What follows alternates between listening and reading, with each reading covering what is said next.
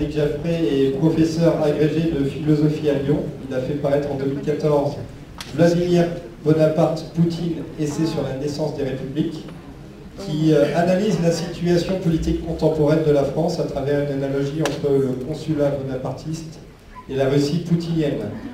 Il s'efforce dans toutes ses productions d'entrelacer la philosophie, l'histoire et la politique pour contribuer au renouvellement de la pensée nationale française. Il intervient sur le sujet achever l'immondialisme avec Périclès, De Gaulle et Poutine. Merci beaucoup. Merci à toi.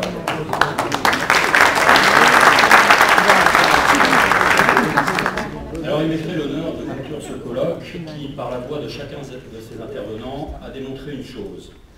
Alors que des forces considérables sont coalisées depuis des décennies pour nous le faire oublier, nous savons qui nous sommes. Alors que tous les acteurs du mondialisme travaillent à nous en empêcher, nous voulons encore être nous-mêmes. Et tandis que ces puissances travaillent à nous faire idolâtrer le présent qu'elles dominent, nous savons que nous venons de loin. Notre monde est né il y a 2500 ans, autour du siècle de Périclès. C'est le monde des Européens. Nos ancêtres l'ont dessiné en tirant 3 flèches, qui ont percé pour toujours l'univers humain. Elles fixent, en nous traversant, les axes de notre destin. Et elles seront mortelles pour nos ennemis si nous les décochons à nouveau. Les premiers des Européens, Grecs et Romains, ont accompli un acte inouï en propulsant la politique dans l'histoire, la politique au sens noble, naturellement. Sortant le pouvoir des alcôves retirées au fond des palais, le dégageant des superstitions et des terreurs qui l'entouraient, la cité grecque et la République romaine ont placé le bien commun au milieu des hommes. Elles inventaient alors la liberté politique, la souveraineté, dirions-nous aujourd'hui, qui voit un peuple s'emparer de son destin par ses lois, par ses institutions, et quand il le faut, par le fer et par le feu. Car la cité antique, farouchement indépendante, prenait régulièrement le dur visage d'une patrie en armes. En plus de bonnes lois, il lui fallait donc de bons chefs, qu'elle n'a pas toujours trouvés. Périclès fut le plus grand d'entre eux. Associant piété civique, sens militaire et charisme personnel, il prit soin, en restreignant l'accès à la citoyenneté athénienne, d'attacher la souveraineté politique que je viens d'évoquer à l'identité ethnoculturelle. Cette première flèche gréco-romaine étant lancée, les nations européennes la reprendront pour construire chacune sa liberté, chacune à sa manière, monarchique ou républicaine au sens strict. Mais l'invention de la liberté politique est inséparable de l'éclosion de la pensée philosophique. Avec elle, la compétence de la raison, jusque-là restreinte à la technique, à l'administration et à quelques timides investigations de la nature, devient universelle. Tout, absolument tout, est désormais objet d'enquête pour le logos, physique, médecine, histoire, théologie. Souvenons-nous, mes amis, que le nom d'Europe désigne une princesse au large regard et que sa curiosité intellectuelle la distingue parmi les civilisations. Si respectable soit-elle, aucune autre, ni la Chine, ni la Perse, ni l'islam, n'a poussé aussi loin que l'Europe l'esprit de recherche. Elles organisent leur substance, parfois avec un grand raffinement. L'Europe risque la sienne dans l'inconnu. Elle s'occupe d'être plus que de penser. L'Europe transgresse en pensant par-delà et parfois contre elle-même. C'est là notre grandeur et c'est là notre danger. Avec la science moderne, issue de la révolution copernicienne, qui obtient des résultats prodigieux dans tous les domaines, on peut dire que les Européens ont encore tendu l'arc de la connaissance. L'Europe, c'est enfin, avec la liberté politique et la puissance intellectuelle, un type d'humanité originale.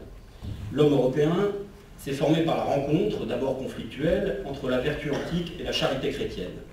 Seconds archers de l'Europe, les chrétiens accomplissent dans l'ordre spirituel une révolution aussi profonde que les gréco-romains dans les ordres politiques et intellectuels.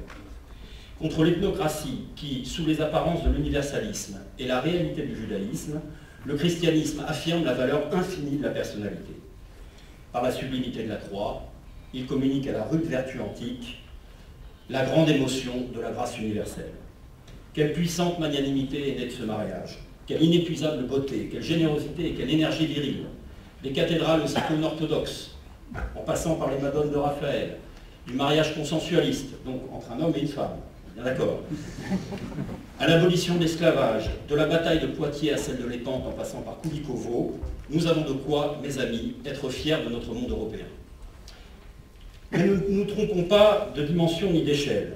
Il y a la civilisation européenne comme élément, et il y a les patries, les nations, les peuples auxquels elle doit son existence. De Gaulle distinguait les niveaux par une formule demeurée célèbre.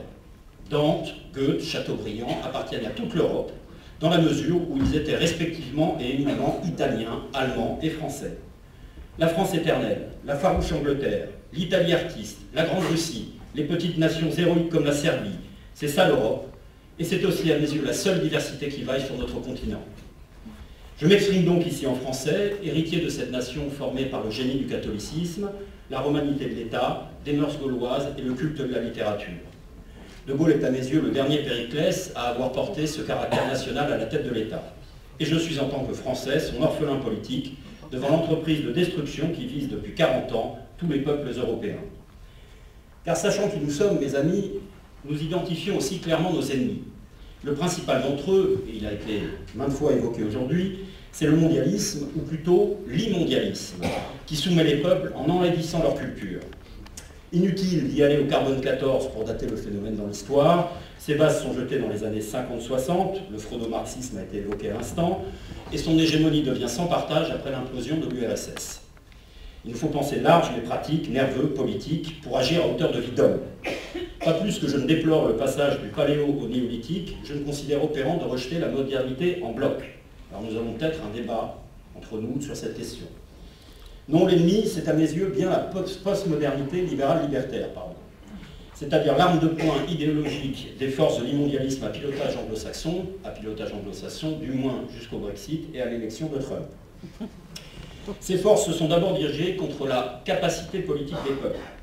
C'est la fonction de l'Union européenne dès l'origine et elle n'en a jamais eu d'autre, comme l'a montré mon camarade Mirkovic en début de colloque.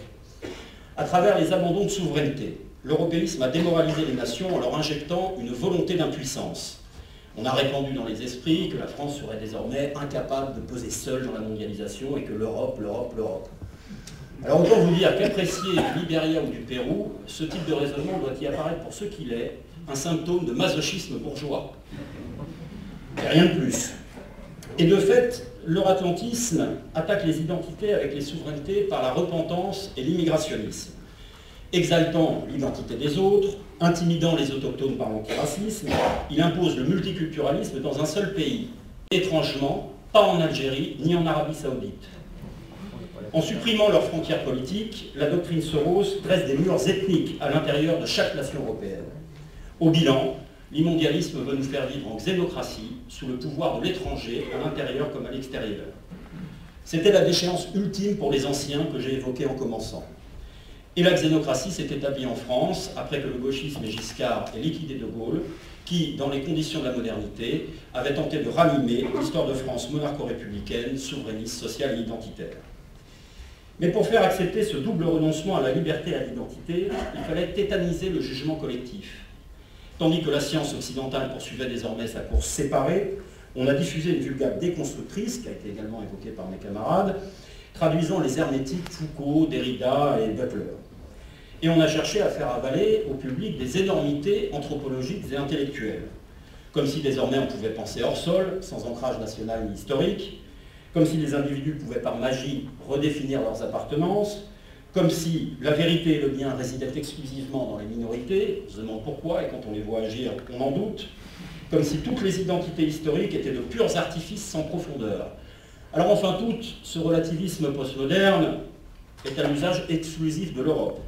Il veut faire croire, par exemple, dans le contexte des attentats, que l'islamisme n'a rien à voir avec l'islam, et pourquoi pas, soyons fous, que l'islam n'a rien à voir avec l'islam. Mais dans le même temps, il est impitoyable avec l'histoire des nations européennes. Cette haine de soi résonne, par exemple, chez Emmanuel Macron, le si anthropologiquement incertain Emmanuel Macron,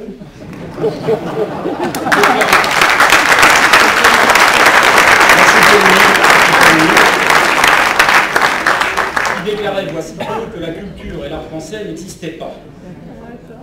Alors il faut le dire, hélas, le rationalisme philosophique et la générosité chrétienne que j'ai évoqués comme étant les fondements de la civilisation européenne ont été tous deux dévoyés dans cette vaste entreprise de débilitation intellectuelle.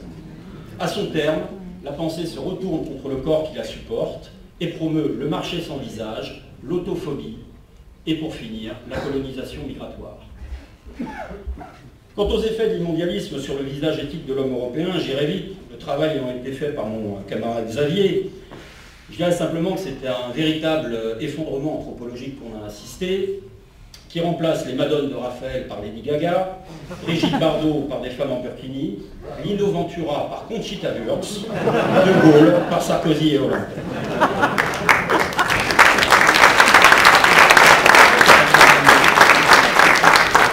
Alors inutile de rajouter, mais je vous ferai quand même une petite confession.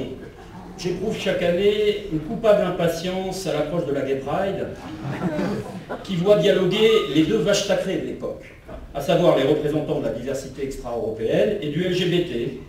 Comme les premiers ne manquent jamais d'exprimer au second toute l'étendue de leur amour, c'est chaque fois un spectacle très émouvant.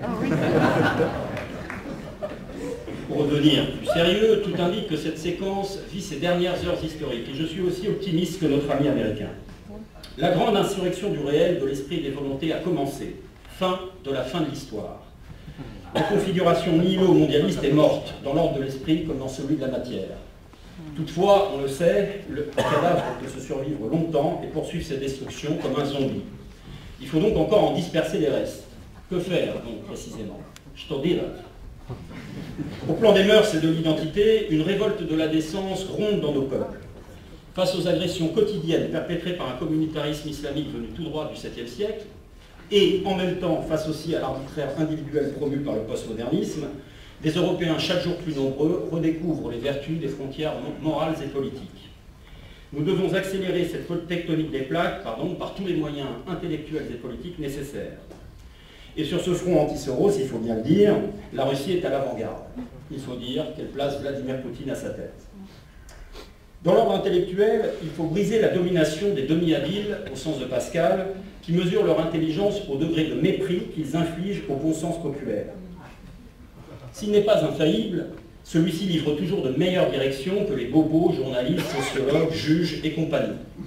De Gaulle le notait durement: pour pouvoir continuer à dîner en ville, la bourgeoisie accepterait n'importe quel abaissement de la nation. Cette bourgeoisie-là, en tout cas.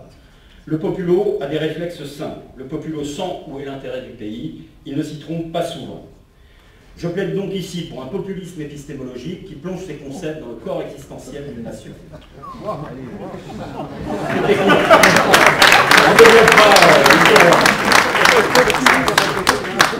Je le disais en commençant, nous, Européens, entretenons avec la transgression la relation risquée des créateurs. Mais nous n'oublions pas ce qu'une pensée solide doit à la tradition, à l'histoire et aux ethos nationaux. Et nous renouons avec la raison politique en nous appuyant sur des travaux russes, français, anglais, américains, sur nos amis, ici aujourd'hui, qui depuis 30 ou 40 ans résistent à la déconstruction, mais aussi et surtout en puisant à la source de nos classiques, des Grecs à Nietzsche, en passant par Machiavel. Plus nous serons chacun intensément européens et américains, plus nous contribuerons à la renaissance intellectuelle de tous. Et c'est là, je crois, ce que nous avons fait aujourd'hui. Politiquement, en revanche, chacun est renvoyé à l'honneur d'être seul. Jamais le continent européen ne sera unifié de Vladivostok à Reykjavik. De Reykjavik à Vladivostok, ni même de Brest à Varsovie. C'est en tout cas ma position, jamais, et c'est tant mieux. À rebours de cette chimère, je crois que l'égoïsme national porte paradoxalement la plus grande générosité. Par l'incarnation de ses élites, par l'énergie de son peuple, par sa puissance et son rayonnement, chaque nation sert la vie de l'Europe. Je veux des Russes russes, des Anglais anglais, des Italiens italiens, et même des Allemands allemands. Quand même. Pour nous, Français, le sentiment populaire et la vigueur intellectuelle sont réunis, mais il nous manque pour l'heure le pouvoir politique, le chef, le bon chef, Périclès. Nous placerons sous peu, je l'espère, des chefs patriotes à la tête de l'État, mais je dois vous avouer, amis russes, que nous vous envions un peu le vôtre. Redonnant à l'homme russe l'estime de lui-même et à la Russie son rôle mondial, Poutine est entré dans la grande histoire. Et il l'a fait, politiquement en tout cas, civilisationnellement, intellectuellement, bien sûr qu'il faut que nous dialoguions. Mais il l'a fait sans rien attendre, politiquement, de l'amitié des autres. Son amitié rend actuelle et praticable notre nostalgie gaulienne, celle de la grandeur, car à mes yeux, on l'aura compris, la grande ressource française réside d'ailleurs dans un gaullisme AOC, appellation d'origine contrôlée, souverainiste, identitaire et colbertiste. Quoi qu'il en sera, mes amis européens patriotes, nous sommes appelés à nous épauler sans nous confondre. Périclès jadis, De Gaulle hier, Poutine aujourd'hui, d'autres hommes bientôt, français, russes, serbes, retendrons l'arc européen pour en faire jaillir des flèches nationales. Nous sommes âgés de 25 siècles, et comme disait Renan, l'homme, messieurs, ne s'improvise pas. On nous a enterrés tant de fois, mes amis, qu'il faut croire que nous avons la vie dure. Et nous sommes ici même la preuve vivante contre les professionnels du désespoir de notre propre mouvance, que la tradition européenne n'est pas morte, farouchement libre et passionnément rigoureuse. Rallumons-la, mes amis, à la façon de Gustav Mahler. Vous voyez, je termine en citant un Allemand. La tradition, disait-il, n'est pas la vénération des cendres, elle est la passation du feu. Je vous remercie.